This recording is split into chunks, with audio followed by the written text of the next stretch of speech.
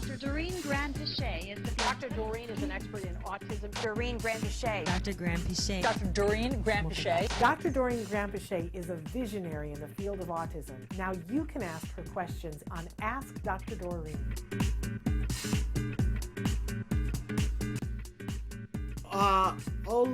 Olayinka? I hope I didn't say it wrong. Please, I'd like to know more about eliminating or reducing scripting. My 6-year-old son, who is on the autism spectrum, scripts often and it gets in the way of therapy and general learning. Sending you a hug. Sending you a hug, and it's difficult, and I'm making some assumptions here. Usually our kids script the stuff that they hear inside their TV shows.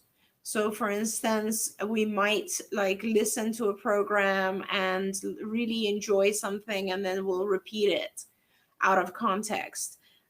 So there's a couple of things. One is, if you can identify where the scripts are coming from, get rid of those particular shows or switch them out fast so that your child doesn't have repeated exposure to the same source, right? Because that's where the scripts are coming from. And those are, by the way, usually the most reinforcing. So don't be surprised if your child tantrums or objects when you switch those things out, because our kids will prefer to have those types of shows where they are able to script from or they're more interested in. That's one. The second thing is, when the child actually scripts, try to see if you can give an introduction to what he is scripting. In other words, when you think of typical language and communication between typically developing kids, sometimes they do script, but they just introduce what the script is. So in other words, a child might say something like, last night I watched this TV show, and on the show, and then there's a whole script coming out, right?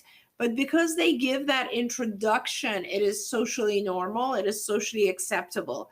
With our kids, they don't give any kind of introduction. They just say the part they heard. And so a lot of times we try to teach our kids how to introduce, where it came from.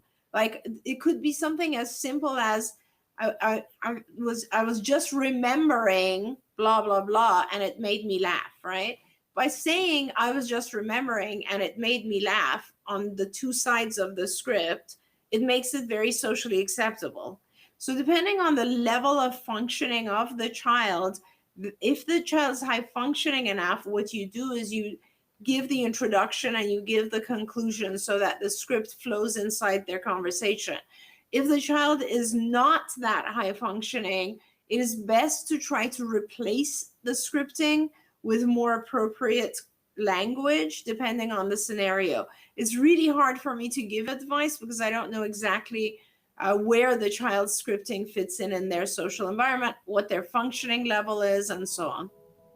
Well, that's still great advice. Hopefully they'll write back more on another day if they need more. Thanks for watching Autism Live.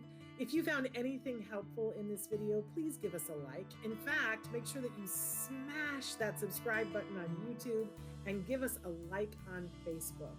You can also follow us on Twitter and Instagram for important updates. And please download our free podcast wherever you get your podcasts. See you next time. Until then, give your kiddos a hug from me and one for you too. Bye-bye for now.